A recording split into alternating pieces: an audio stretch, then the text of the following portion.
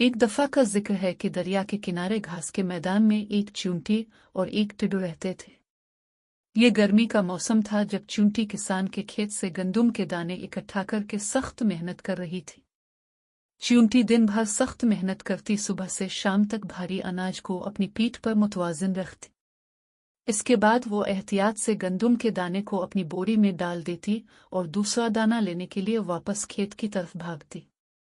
वो खेत और उसके लार्डर के दरमियान आगे पीछे चक्कर लगाती, अक्सर सारा दिन इस काम को दोहराती। दूसरी तरफ घास के मैदान में एक टिड्डू था जो अपना सारा वक्त गाने और नाचने में गुजारता था। वो अक्सर चूंटी को अनाज इकट्ठा करने में दिन भर मेहनत करने पर ताना देता। वो अक्सर चूंटी को इस वक्त गाने, नाचने और खुशी मनाने में अपने साथ शामिल होने के लिए बुलाता।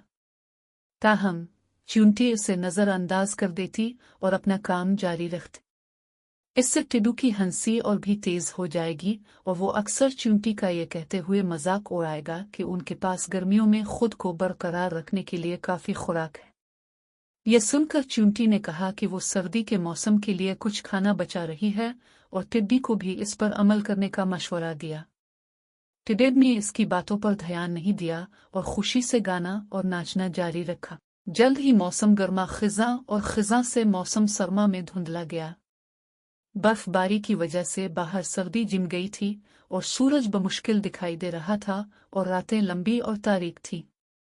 सर्दी की वजह से टिड्डी ने गाने और खुशियां मनाने में दिलचस्पी खो दी।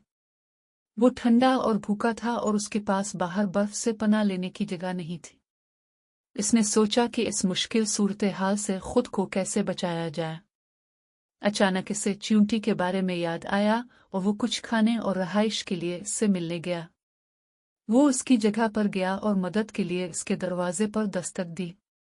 जब उसने दरवाजा खोला तो टिड्डी ने कुछ खाने और रहाइश के बदले इसके लिए गाने की पेशकश की। इस पर चूंटी ने जवाब दिया कि उसने गर्मियों में सख्त मेहनत की थी ताकि सर्दियों के लिए काफी खाना बचाया जा सके और इस वक्त टिड्डी ने इसका मजाक उड़ाया था।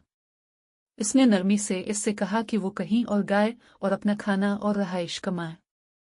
तब ही टिड्डी को एहसास हुआ कि उसे मौसम गर्मा के दौरान गाने और नाचने में अपना वक्त ज़ाय करने के बजाय सर्दियों के लिए काफ़ी बचत करनी चाहिए थी।